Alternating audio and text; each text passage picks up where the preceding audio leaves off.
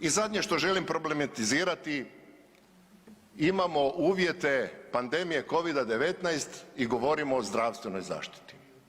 Zašto mi nikada se ne upitamo da li je termin socijalna skrb ispravniji ili bi to bila socijalna zaštita?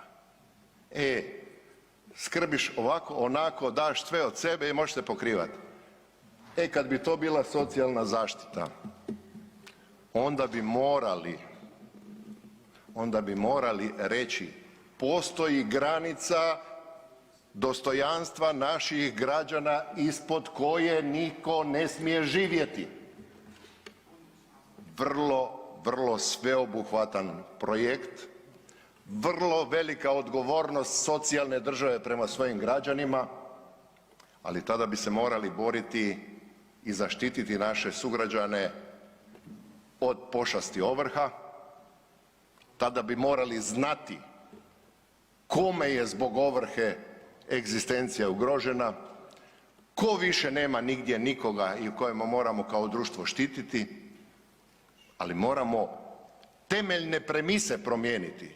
Ne možemo sa ovim gledanjem na stvari napraviti ili konstruirati zaštitu od siromaštva naših građana. Mi moramo reći popu pop, bobu bob i nazvati probleme pravim imenom.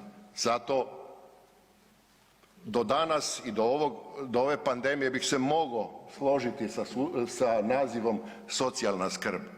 Danas i od danas dalje, jer idemo u sve teža i teža vremena, ja mislim da bi ne samo termin nego sadržajno oblikovanje socijalne zaštite bilo elementarna potreba hrvatskih građana jer tonemo sve dublje i dublje u zonu siromaštva.